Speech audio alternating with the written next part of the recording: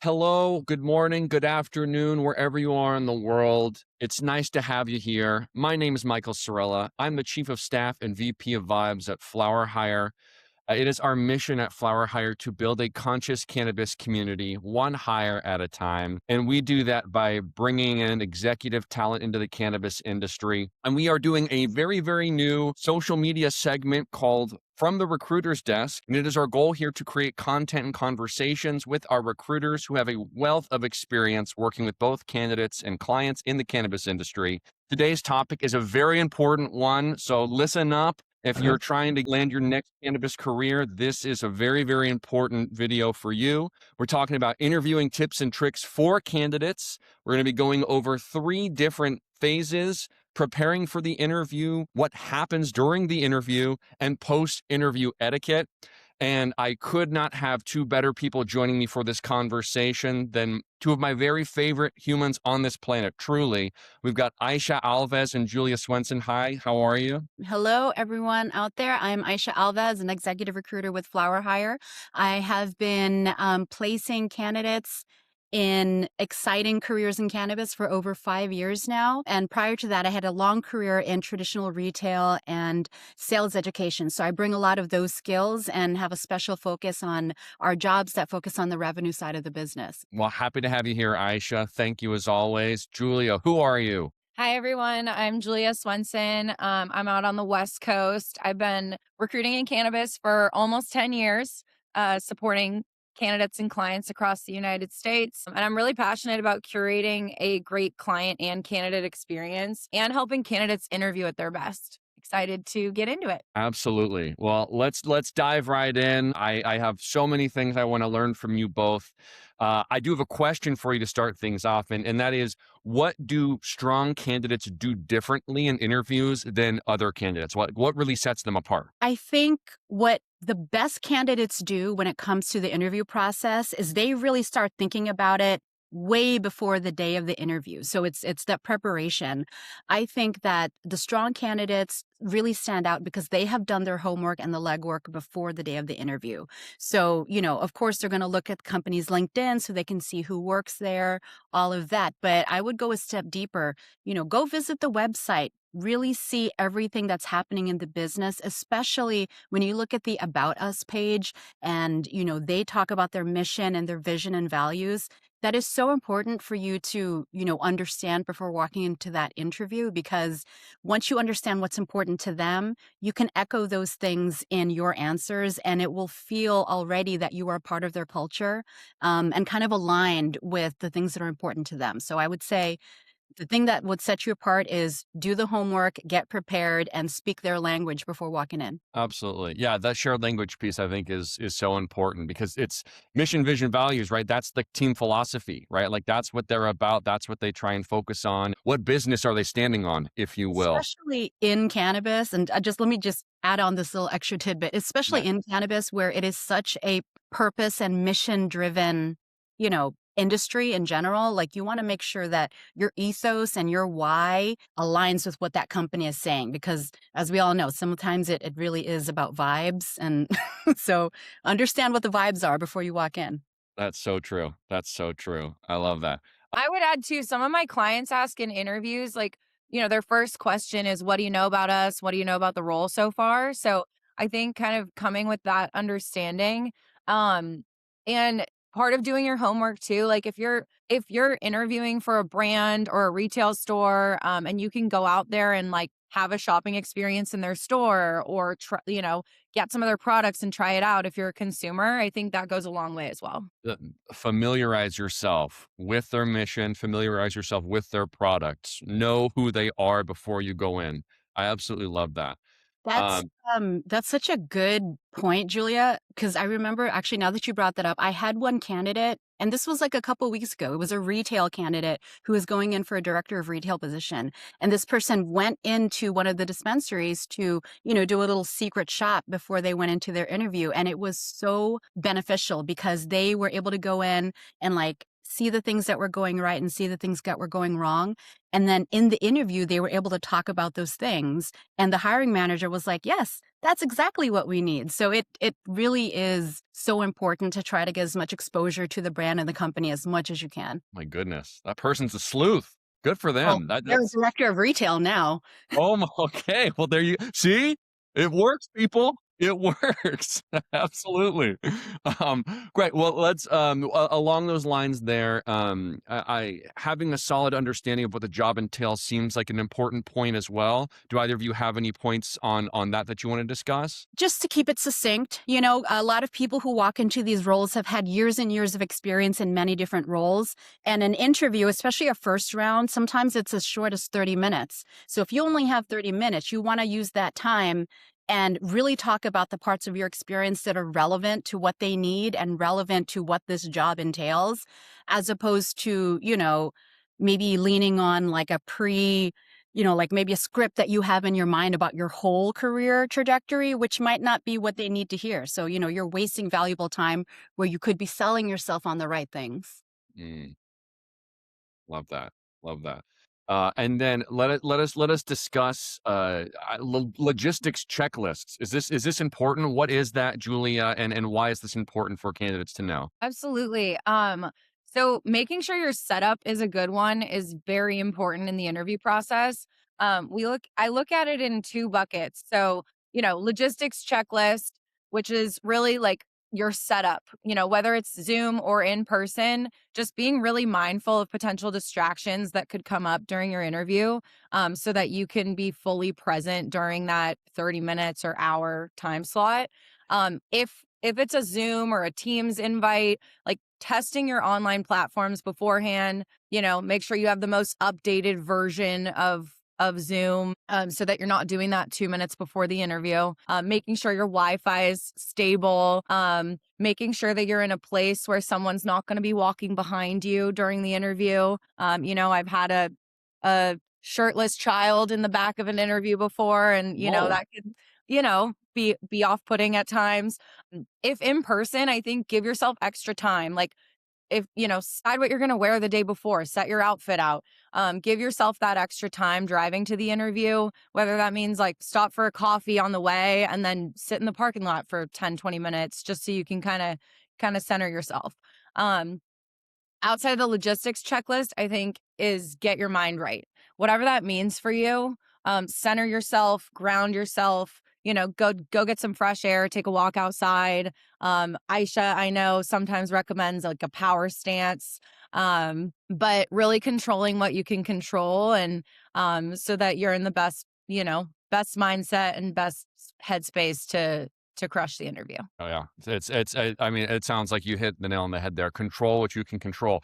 I am literally doing a power stance as we speak to prepare myself for this conversation, because it does help, right? This is actual, physiological advice that you give someone. These aren't just resume tips you're providing. These are actual life tips that you're providing someone to help build confidence and show their best self inside an interview. I absolutely. Real talk on this too. You know what is one of the biggest logistical questions that I hear from candidates? Is it okay for me to take this interview from my car? Because sometimes Okay. people are working and they need privacy, so they have to take, a Zoom or a Google interview from their car. And our opinion on that is yes, totally. We understand if you need the privacy and the quiet, take it from the car. However, you should be parked and in a stable and stopped place, because you don't want to take the call while you're driving. There's just so many things that I think don't reflect well on a candidate if you take an interview when you're driving. Number one, like safety, right? You're distracted. You're not able to really give your full attention to driving or the interview, which does not set you up for a great conversation. Number two, connectivity is also not going to be great, because you never know if you're going to hit like, a place on the highway where you don't have signal, and it kind of ruins the flow of the conversation.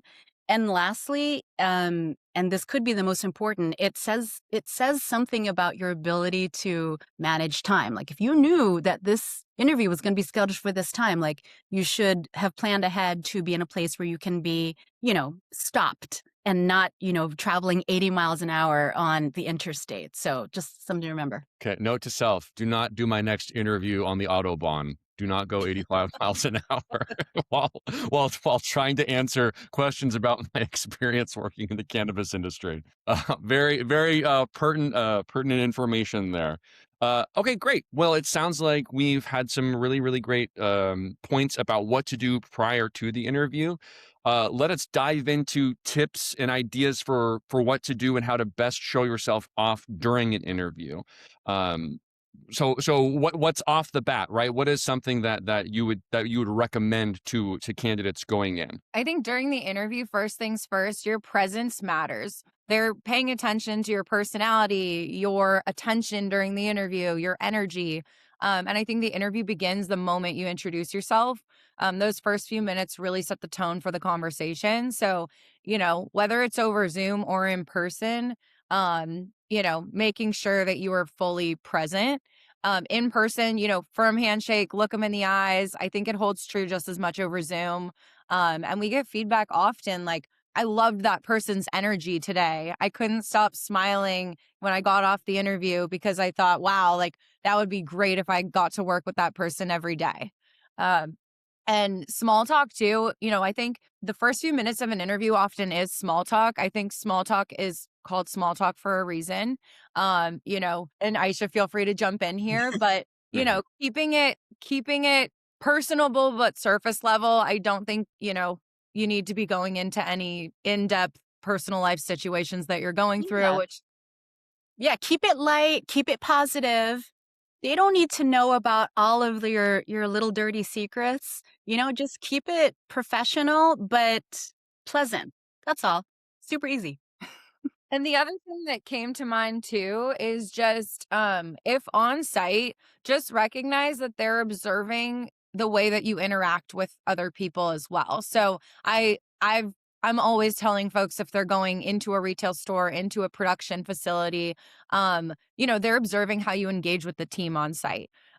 Yes, you're in an interview, you're answering questions as you're walking through the grow, but like say hi to people, smile at people as you're walking through. If you have a chance, like ask an employee something about what they're doing or what their process is like for something, and really kind of show that you're curious and interested and engaged. I love that. I heard an anecdote that I think is relevant here. I'm going to share it with you. One of the things that I heard was like if you go into an interview and they offer you a glass of water, take the glass of water. Number one, it creates like a, kind of a back and forth between you and the person. They're happy, they're making you comfortable. You're gracious because you've accepted their generosity, and also stay hydrated. But then at the end, don't just leave your cup there. When you're leaving the meeting room, don't just leave your cup there. Say, hey, where can I put this? Is there, like it shows that you're conscious about your surroundings and, that you're not expecting people to just clean up after you. It doesn't have to be water specifically, but, it's little things like that that are tells about how you treat the people in your workspace. So keep that in mind. Tomorrow's hydration begins today. Okay. Take the glass of water. You need it. We all need it. Thanks for the reminder. Yeah. Yes. This segment of From the Recruiter's Desk is brought to you by water. Water. To you by 70% of the Earth's surface. Yes. 2 parts hydrogen, 1 part oxygen.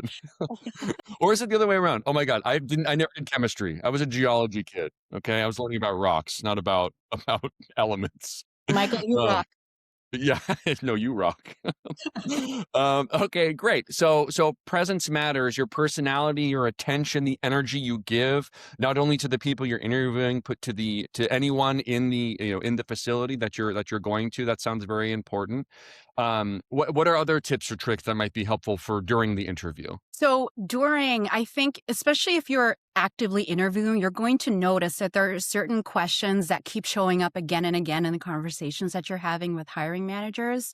So I have done some of the work for you. I've actually created like an interview cheat sheet that you can use to kind of like map out some of your thoughts and have there on your screen in case you need to refer to it so you don't, like blank out when someone asks you a question.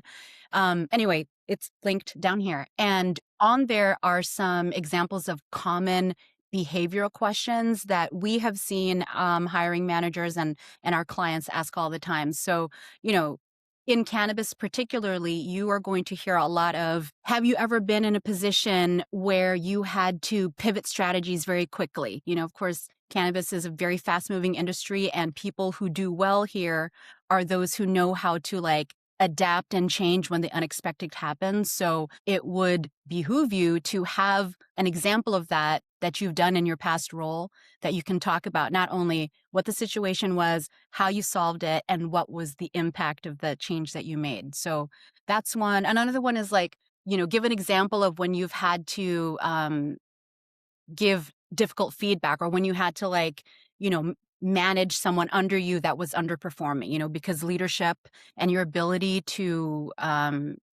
develop people under you is also a big theme that we see. Another thing I would add is I hear the question a lot, like, what is your leadership style? Kind of having a succinct answer for that demonstrates who you are and how you lead people. Also, tell me about a time when two of your direct reports disagreed about something. How did you handle that? Tell me about a time when you promoted someone from underneath you. I think that also kind of goes hand in hand with the leadership style piece. Yeah.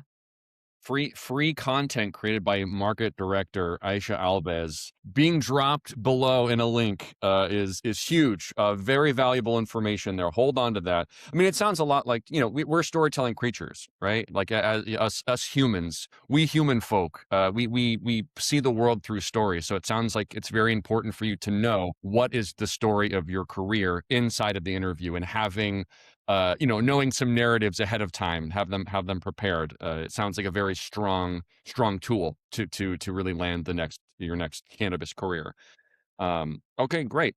Well, let's talk about other tips and ideas for folks to stick the landing when it comes to being in an interview. What about results? Like, how should people talk about the results that they've provided to companies in the past? I think this is something Aisha and I are constantly talking with candidates about. Being prepared with measurable results, highlighting the impact of your work. I think keyword being impact.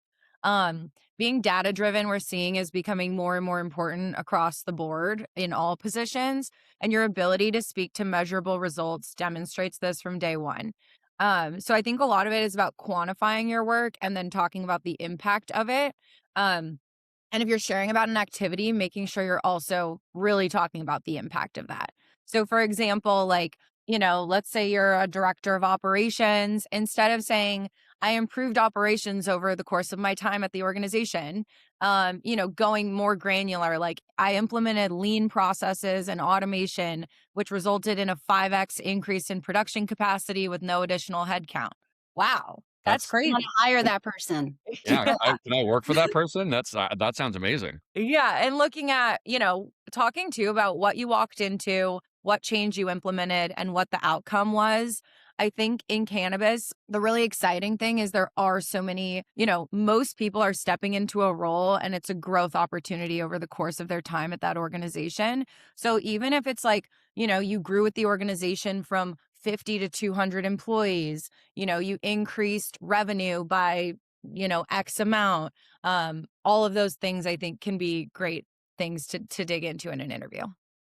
And I think this is especially important for people who are in more like creative facing roles. I work with a lot of marketers, and, one of the things that we hear a lot is that, oh, marketing is so hard to quantify because how can you really measure, how well your marketing is working? And it's super important for marketers because you're walking into an interview saying, I'm data driven. And then they ask you, well, what are the results? And if you can't speak to it, then you've totally undermined yourself. So, really think about how you can connect the dots across other things in the business. Maybe it is repeat customers in retail, or maybe it's growth across socials, engagement with, whatever online presence you have. All of those things, if you go far back enough, can be tracked back to your marketing efforts. So, own all of those measurables, because just because, they're under the sales part of the report doesn't mean that you can't take credit for it. The other thing I would add is if you're, VP level and above,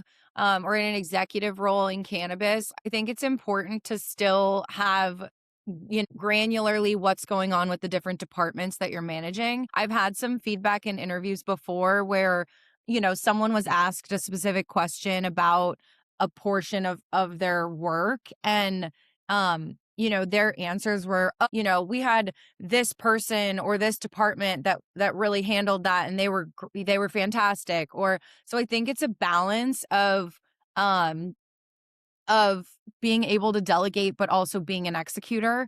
And the cannabis industry just requires execution as much as, someone who can delegate and lead a team. So I think not distancing yourself too much from the work by giving others too much credit is something to think about. It's okay to be greedy when you're interviewing. It's okay. Yeah, yeah, yeah. I love that. It's your time. That's you got to talk about your stuff. When you brought up that marketing quantifiables, Aisha, that just made me think of our director of marketing, Takesha Harvey, truly a master of this. She is so good at literally explaining to the team how she grows our marketing efforts through numbers. And as someone who's not a numbers guy, it totally helps me digest and understand what the work she does and how it impacts our team. So I can say firsthand, I understand how important that is internally here. Uh, Takesha, well, wherever you are, you are Takesha, everything.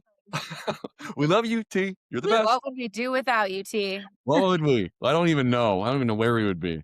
Well, okay. So let us talk about a subject that is very important and I think it demands some real attention. When someone is seeking a job, they're generally going there for a reason, right? They're generally either leaving a company, right, or leaving a situation to find their next opportunity. So let us discuss talking about finding your next job and why you're leaving. Aisha, do you have thoughts or feelings on this? I'm sure Yeah. you do. I totally see where you're going with this, Michael. And it's like, it's especially important in cannabis, and you're right, because it is a startup industry still. So people's career trajectories might not look like, people who work in traditional industries, being that they change jobs more. The industry is more volatile. So companies grow and resize and, lay off and, merge and acquire. There's a lot of activity that happens across people's resumes. And that's something you have to understand when you walk into these interviews, because the hiring managers are going to want to know what happened with that other job. Why did you leave? Right. And if you are vague about why you left your past roles, the hiring managers are going to fill in the blanks on their own. So you want to make sure that you own your own narrative. And, don't stress about it too much because, again, in cannabis, this world is small. People understand how volatile business can be. And they most of the time know, oh, well, that company had a big layoff. A lot of people were impacted. So they'll know. But at the same time, you also have to take control of talking about why you've entered and left some roles. So I would say that the most important thing is don't come off as overly negative. Sometimes you have exits from roles that are not as positive as you wanted them to be, but you don't need to bring that up in an interview necessarily. Because when you focus on the things that went wrong versus the positive things, you're not going to be seen as a solutions oriented person. And the last thing you want is for the hiring manager to think, wow, if I hire this person, they're going to complain a lot or they're going to bring problems with them, right? And that's like the last impression that you want to give on someone. So what I would say is, if you think of the reason why you left your past role, so maybe it was you didn't you left your past role because you felt that your direct supervisor was a micromanager and you couldn't live that way and it was horrible and miserable. Okay. If in this interview someone asked you why did you leave your last role, I would say, I'm ready for my next stage of growth. I want to have more ownership over my work and, work under leadership that trusts me and gives me autonomy. That is all positively focused, but you're kind of saying the same thing. So, think of the reasons and be honest, but, spin it in a way that speaks to growing in a positive way in the future, as opposed to, boo-hooing about what went bad in the past. Mm. Knowing how to talk diplomatically Mhm. it's a very important skill. And also to that point, right? The way that you're talking about that company, the hiring manager is probably like, what are they going to say about me? when they leave me, when my company? What are they gonna say? Like, how are they gonna besmirch our company's good name after all this time and energy we put into them? That's a very important point. So that's a great idea. Julie, anything to add here? No, I think it's really important. And I think if, like Aisha said, a lot of people in cannabis have moved around a lot. If you're trying to figure out how to tell your career journey, and explain why you moved from one place to the next, like run it by your recruiter, run it by your friend, like get a second ear on it. Um, because I think that that can really shape the way that you come across in the interview. Okay. And that reframe, I think reframe is the word. Like another example, if I was working with a candidate who had worked for a couple organizations that financially weren't doing so well. They moved from one organization that ended up, having to cut headcount quite a bit to another organization that they thought was going to be better, but also was really, tight in terms of funds. Like, it's cannabis, 280E still a thing. Yep. We're Oh, all yeah. out here just trying to make it work. But I think that the reframe for that candidate was, in my next role, I'm really looking for a company that has more stability where I can plant my roots for the next 5 years. I'm really looking for a place that I can grow my career. I think, it's the reframe, really. Reframe. Refrain from asking these questions, everyone. Refrain. There you go. You're out of Oh, here, Michael. No more. I can't because I have to ask you even more important questions, which is when the interview is coming to an end, right? What is an important thing for candidates to be thinking about or to be proactively doing to help them set themselves apart from other candidates? I mean, in a good interview, the hiring manager should be asking the candidate at the end, do you have any questions for me? Right. And that's Mm, like a golden opportunity to, step up and show yourself. Because if you have this great conversation and the hiring manager says, do you have questions for me? And you as a candidate are just like, no, I'm good.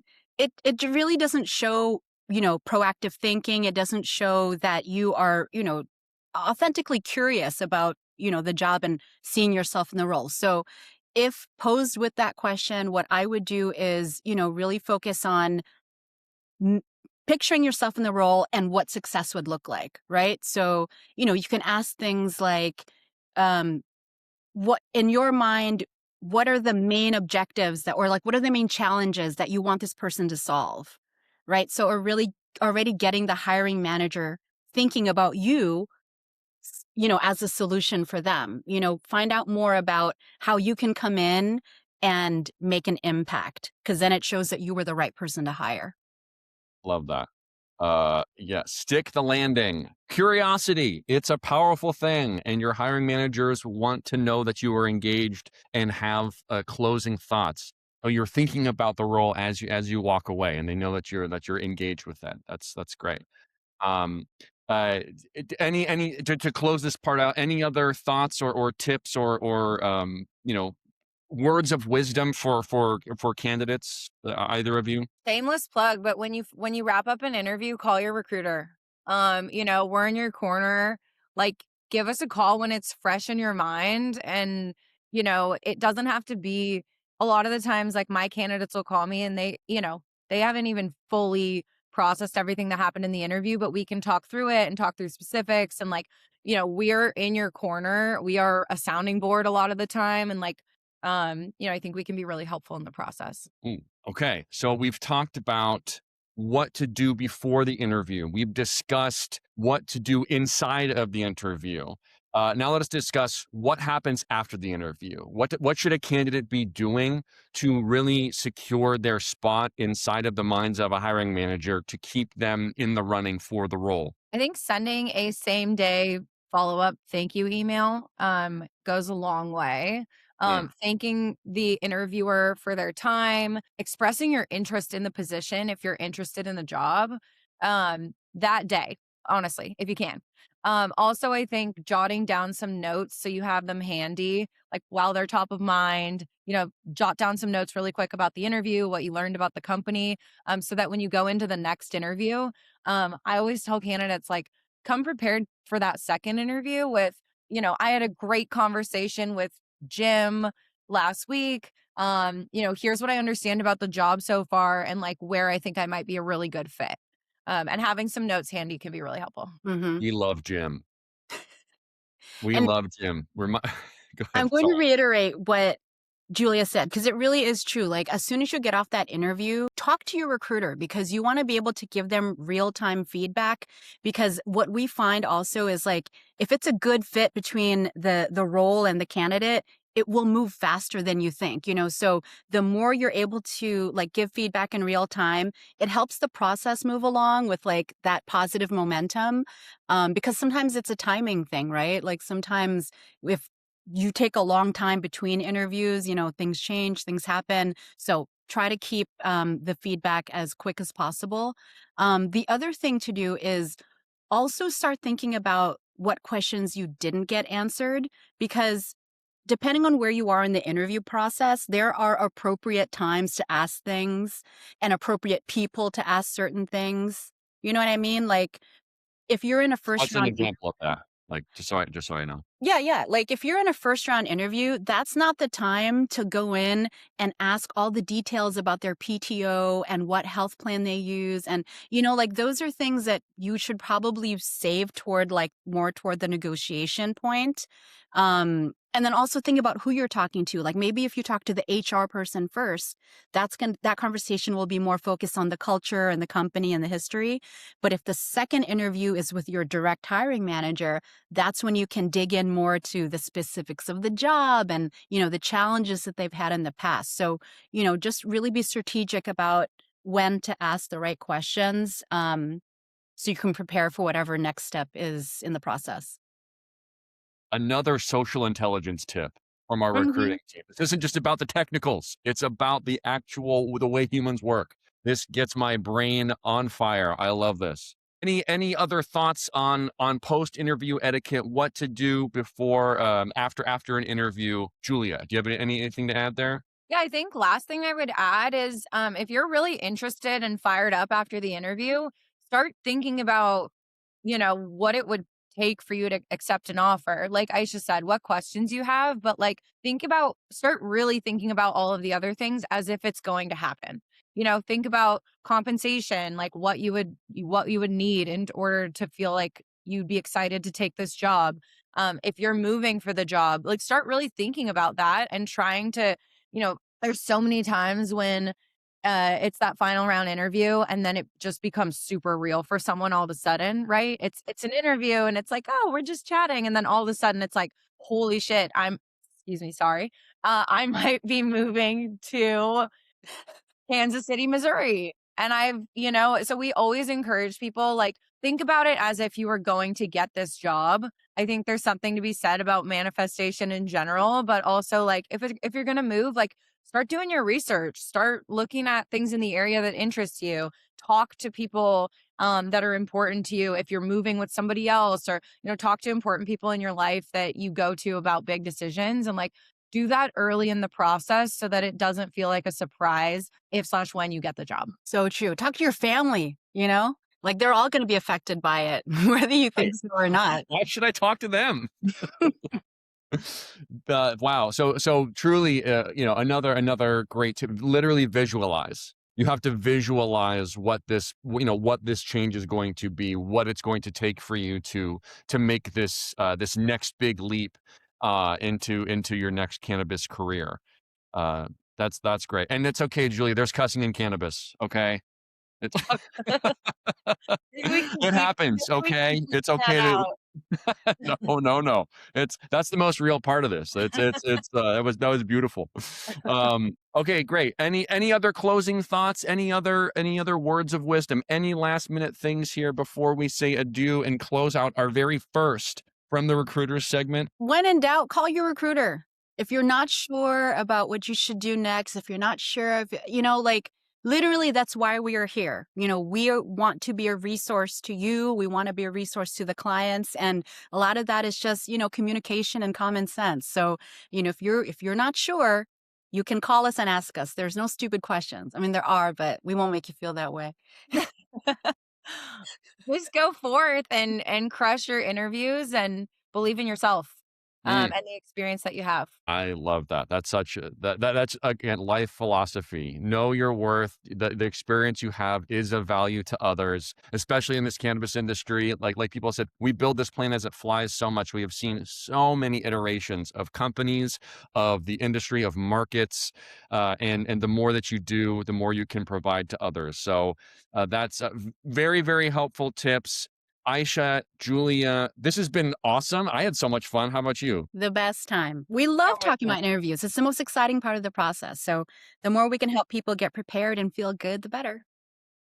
In the words of our CEO and founder, the game is afoot. That's what the interviews are all about. The game is on. Lovely. Well, thank you everyone for listening, for watching. We want to thank Aisha and Julia for their time, for their wisdom, for their experience.